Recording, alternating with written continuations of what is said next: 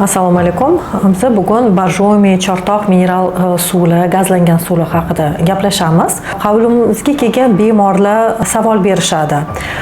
Shu mineral suvlarni, Borjomini, Chortoqni ichib tursam bo'ladimi yoki mumkin emasmi? Qancha ichishim kerak, davomiyligi qancha bo'lishi kerak degan savol berishadi. Shu hamma savollarni biz bugun ko'rib chiqsak. Borjomi yoki Chortoq suvlari bu mineralligi boy suv hisoblanadi. Uni tarkibida natriy, kaliy, magniy, kremniy, gidrokarbonat tuzlari ham mavjud. U suvni foydali tomonlari juda ham ko'p. Bemorlarga ovqat hazm qilishga yordam beradi. Kimda jig'ildon qaynayotgan bo'lsa, jig'ildon qaynashini yengillashtirib beradi. Me'yordan ko'p ovqat yevorgan odamlarga ham foydali bo'lib, ovqat paytida qabul qilsa, hazm qilishni yaxshilaydi. Bu suvlarni ichish qoidalari bor.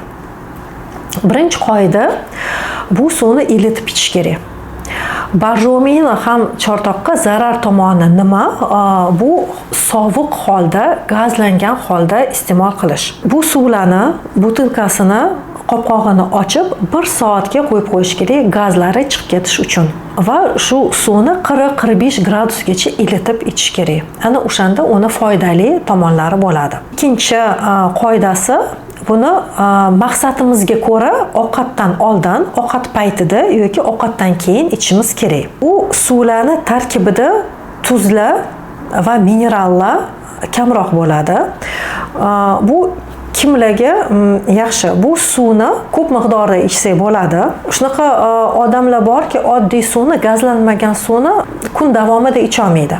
O'zi sog'lom odam uchun 1 kilogramm vaznga 30 ml suv ichish kerak bo'ladi. O'shanda suv muvozanatini biz ta'minlab beramiz. Ya'ni ichki a'zolarimiz suvsizlanmagan holatda yaxshi ishlaydi. Lekin hamma ham gazlanmagan oddiy ichimlik suvini icha olmaydi. Ular yoqtirishadi gazlangan suvlarni ichish. Bunaqa holatda biz ruxsat beramiz, lekin bu suvni ovqatda orasida ichish tavsiya qiladi.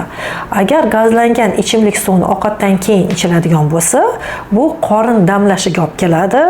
Ovqat yaxshi hazm bo'lmas ekan va bemorda qorin sohasida, oshqozon sohasida og'irlik hissi paydo bo'ladi. Gazlangan suvlarni ko'p miqdorda birdaniga ichib bo'lmaydi.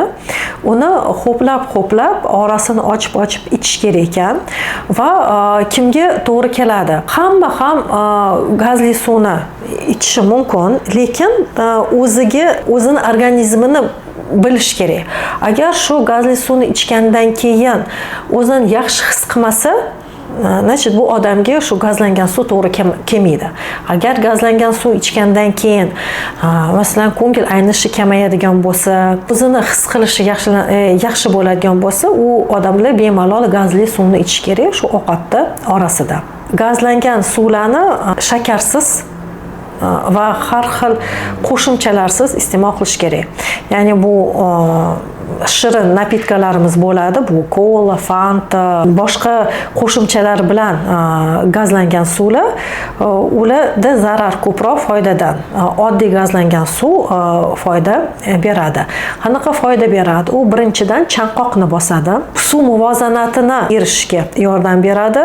Yengil ko'ngil aynishi bo'lsa, o'sha ko'ngil aynishi ham bartaraf qiladi. Nojo'ya tomonlari qorinda gaz yig'ilishiga va diskomfortga olib keladi va mumkin bo'lmagan holatlar, agar oshqozonda yara yoki yallig'lanish bo'ladigan bo'lsa, gazli suv iste'mol qilish mumkin emas, chunki bu shu kasalliklarni zo'riqishiga olib kelishi mumkin ekan. Bemorlarimizda ichak faoliyati yaxshi bo'lmaydigan bo'lsa, shu ichakda kasallik bo'ladigan bo'lsa, bu holatda ham gazlangan suv ichish mumkin emas. Gazlangan suvlar qondagi va suyakdagi kalsiyni kamaytirib yuboradimi degan savol keladi. Yo'q. sovuq gazlangan suv umuman kalsiyni ketishiga hech qanaqa ahamiyati yo'q. Xulosa qilib yechishimiz mumkin.